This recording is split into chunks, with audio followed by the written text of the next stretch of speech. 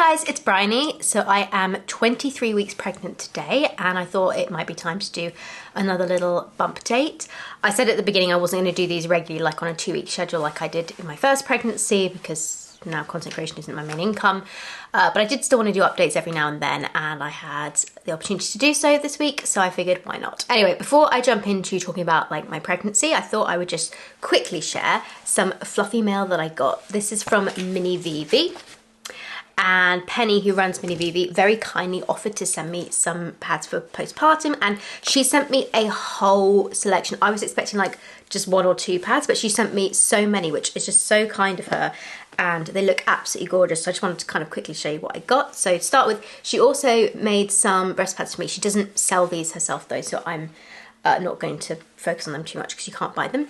But she sent two of each size. One is a bamboo velour hand-dyed ice dye, which, oh, this purple and green is just gorgeous. And then a cotton jersey, I think this is like Rainbow Galaxy print. So these are 8 inches. I think these are sort of the moderate flow. So as like your bleeding dies down. Then she sent 2 11 inches.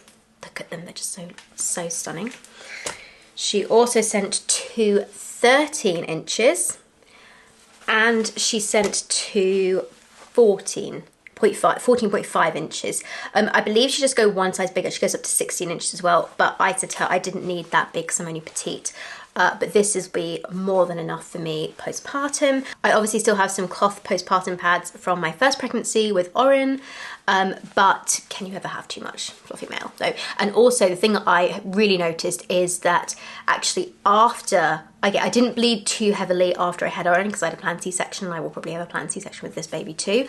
But my periods were definitely heavier for a period of time after he was born compared to like pre-pregnancy. So actually, and I'm one of those people that really loves like full coverage. I feel comforted by it, especially because I work from home, and if I'm sitting at home I'll just put like a big pad on.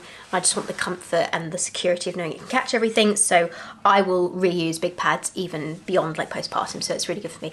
Just look at this colourway, it's gorgeous and it's so soft because it's bamboo velour. So I need to pre-wash these, but I want to say a big thank you to Penny from Mini Vivi for sending them to me because I was just, you know, blown away by her generosity, and I am now super set for my postpartum bleeding. So jumping right on into some of the symptoms I've been having. Also, excuse the really creaky chair. I usually have like a spinning chair in here, but because we've got Oren next door and I like to rock him, I've moved that chair into his room so I can like rock side to side with him in the evening when I put him to bed. And I've got this horrible like wicker chair in my room, but it's the only option right now. I can't bother to go move the other one. So symptoms, mental health wise, still doing really good. I've had the odd moment of feeling a bit sad, not depressed or like really anxious like my first this pregnancy and my first pregnancy have been polar opposites in terms of mental health, like totally different, which has been such a relief because that was one thing I was really worried about. But actually mentally I've been absolutely fine with both of them. Have still had some anxiety about like, is everything okay with the baby and, you know, things like that. But in terms of like the depression and stuff, I haven't had any of that, thank God. The only reason I've been feeling a little bit like sad or low at times is because of like my physical health. So I talked about last time the fact that my nausea went on for much longer and I was more tired and just less able to do things. That did wear off eventually, I think at about 16 weeks after I had the flu and recovered from it. So at 16 weeks I stopped feeling nauseous, and I think maybe a week or 2 after that my significant food aversions also died down. However, when that symptom wore off and I started going out a bit more because I felt better, the dizziness did kick in. But it's been different this time. So last time it was definitely related to low blood pressure. I couldn't stand up for more than 5 minutes without like going faint and having to lie down, and it was really debilitating throughout my second trimester with Oren. However, this time I've been able to go longer periods before I've been feeling that faintness, but also it's a different feeling. It's not like the blood rushing from my head, draining from my head sort of feeling and that I need to lie down. It's actually dizziness that then makes me feel really weak and gives me palpitations and means I need to lie down. The first time this happened was when I went to the baby and toddler show again in this pregnancy. Funny enough, I fainted at it when I went to it with Oren, and I fainted when I went to it with this little one. And yeah, it was not fun. I got to go around more of it this time, but it was quite busy. And yeah, I went really like lightheaded, like really dizzy, and we had to like find somewhere to lie down outside. It wasn't too hot on this day. It was like 18 degrees. So it was warm inside, but it wasn't too bad outside in the shade. And I lay down like at the bottom of these steps.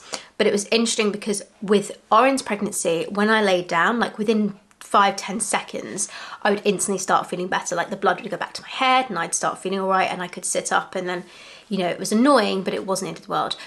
This time I laid down, it didn't get better immediately. Like I still felt quite ill for a while, and it was almost like like nausea as well kicked in a bit. So it was a very different type of faint, dizzy feeling this time around. And I also felt really weak after I had this episode too. So we had to come home straight after that one as well, which was annoying. But we thought we'd give it a try, and we got to look around a little bit of this show anyway. But yeah, that was frustrating that it happened again. I then had a further 2 episodes of it, and again, it was dizziness more than like blood draining feeling. It was like heart rate palpitations, dizziness, and then I had to like sit down or lie down to stop it. And I would also feel really weak for the rest of the day after I had one of these episodes. And because it was different, I was like, I'm not sure this is blood pressure related. So I did come home after the baby and toddler show and test my blood pressure, because my parents have a blood pressure machine. And it was on the lower end of normal, but it wasn't like well into the low range. And then every time I've been to the midwife since then, my blood pressure has actually been well within the normal range. And that doesn't totally surprise me, because like I said, it feels different to last time. And so I was kind of like, what's going on? I've had 3 episodes of it so far, and I haven't had another one since. However, it then morphed, I think, into something a bit different. So again, last time I had these dizziness episodes, and then as I got to my 3rd trimester, they transitioned into like breathlessness and palpitations, and like my heart rate would spike. Now I have like the palpitations and the breathlessness again. I don't get the high heart rate spikes. Like my heart rate doesn't just suddenly jump up like it did. But again, that was much further on in my pregnancy with Oren that happened. But palpitations and breathlessness is something that I've really been experiencing. And it initially started over the Easter bank holiday that we had. So we have a 4-day weekend over Easter here in the UK. And over that time, like progressively each day, it got a little bit worse and a little bit worse. And it would just be, I would be standing doing nothing, and I could feel my heart like palpitating, and I feel really breathless. And then it kind of got to the point where it would happen, I was just sitting down, I wasn't doing anything, I was just working. So initially I called like my general midwife team for my area and asked what they suggested I do. And they said, maybe just ring your GP and see if you can get an appointment.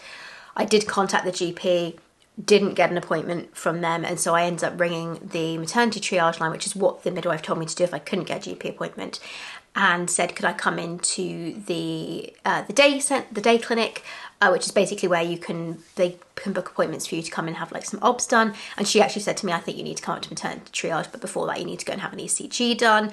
So I went into hospital, did that. They did loads of tests on me, couldn't find anything wrong. They retested my iron, they tested my thyroid, all sorts, but they couldn't figure out like why I was having these palpitations. So I have got another scan. I've got a scan of my heart. I think it's called an echocardiogram, booked for tomorrow actually.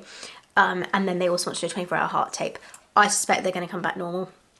But yeah, it's good that they're doing the investigations, but it's just really frustrating because it's really debilitating when you can't breathe and you can't do anything, and your heart rate is pounding. It's not even like it's fast, it's just I can feel it pounding in my chest. It's a really unpleasant sensation.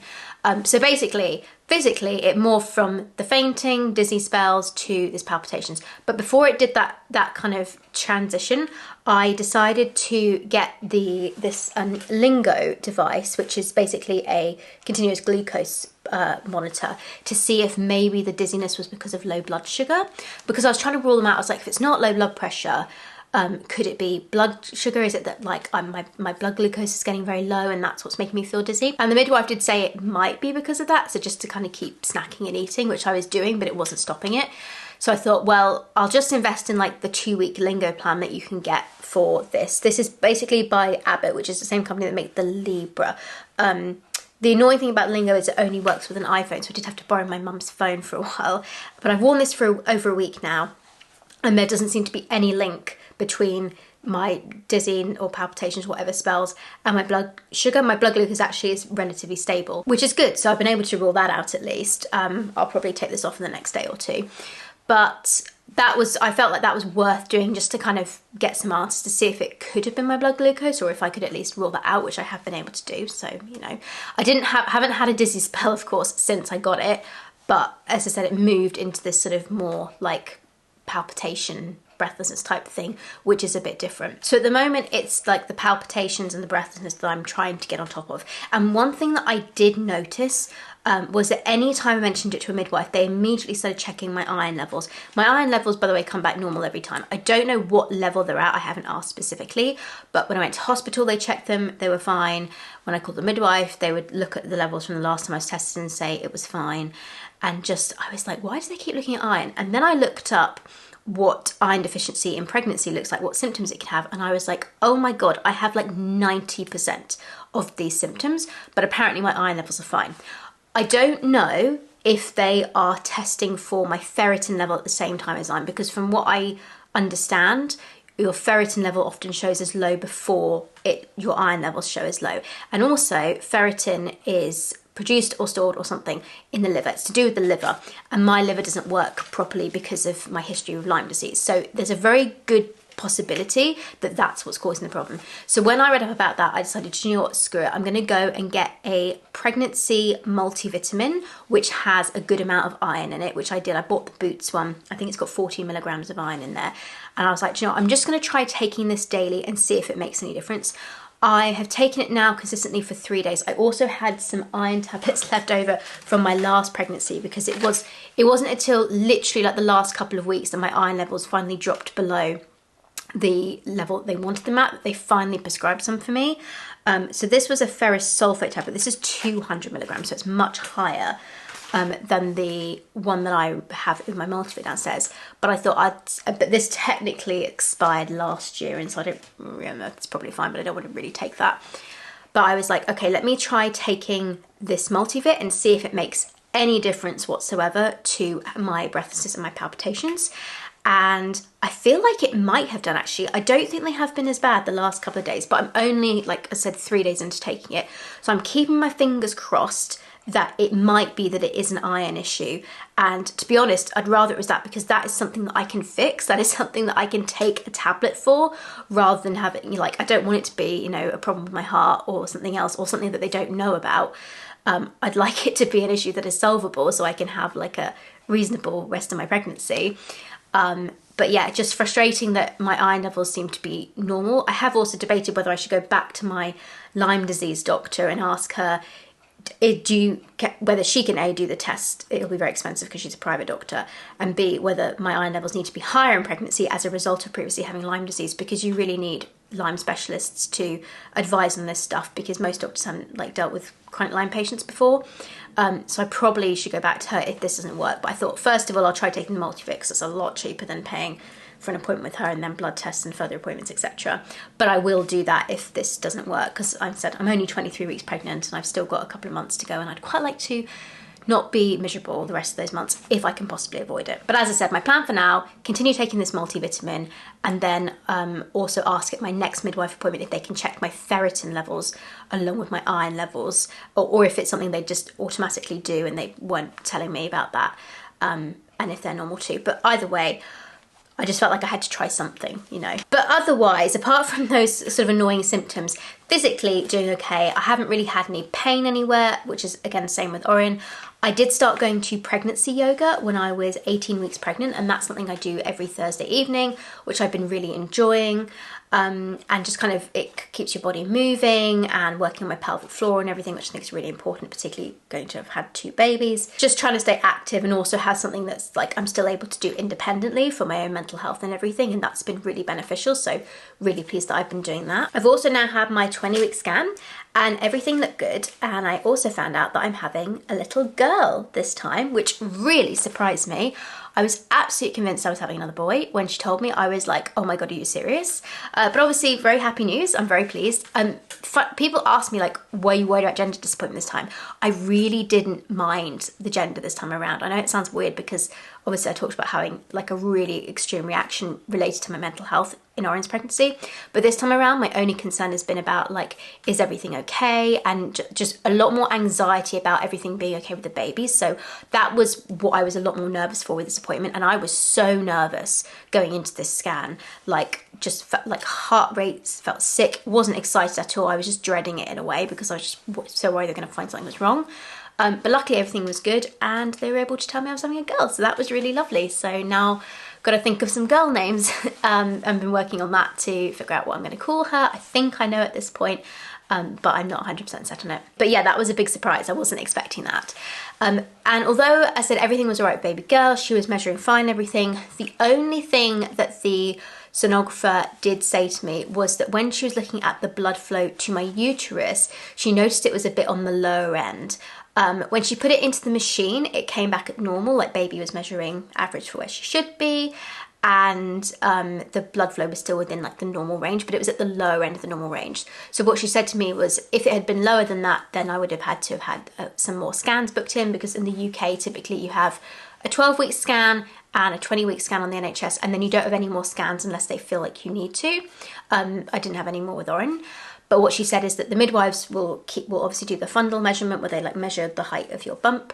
And if they're concerned that baby's measuring small or something, then they might refer me for some more scans at that point. But based off of that appointment, I don't need to have any further scans. So that was both reassuring that I don't need to have them yet, but also has made me a little bit anxious about it. She said it's something that can be quite normal with like subsequent pregnancies after you've had one, that the blood flow can be less. I don't know if it could potentially also be related to having adeno or something like that, but yeah, so the blood flow from the umbilical cord, the placenta through the umbilical cord, that was absolutely fine.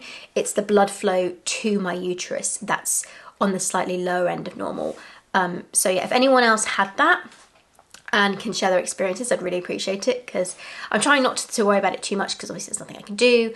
She's a fairly active baby that, you know, kicks me regularly, which is quite nice to feel, and that's reassuring, but it does make me a little bit apprehensive about maybe later on her growth slowing or something, so we'll just have to see with that one. I also was able to get my MAP-B1 form at that appointment, and this time around obviously I am an employee rather than being self-employed, so I then was able to send that to my HR department and apply for my maternity leave to be approved, and I have decided to take the full 52 weeks. So in the UK you're entitled to up to 52 weeks.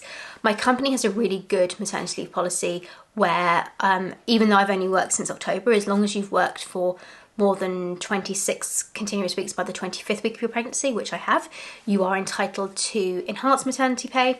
So I will get 6 months of full pay, and then 3 months of statutory pay, and then 3 months which is unpaid. But because I have other means of income with like YouTube and stuff, which I'll probably focus on a bit more on my second half of mat leave to cover like some of the extra costs, that's something I am able to do. So, but even to get 6 months of full pay is amazing, because I didn't obviously get that with Oren. I was only on maternity allowance, which is basically the same as statutory maternity pay.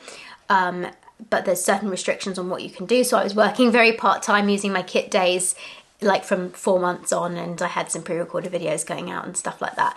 So it's it'll be interesting to see how this maternity leave ends up being different from my mat leave with Oren. But I have now had it approved from my company, and my plan is currently so I've booked 2 weeks holiday from the 28th of July, which is my birthday, and then after those 2 weeks are up, I then start my mat leave. So from kind of like mid-August basically. And I decided to do it that way because I had quite a bit of holiday on this side, and I want to carry a little bit of my holiday over to the to add on to the end of my mat leave too. So hopefully I might be able to put off returning to work until maybe September.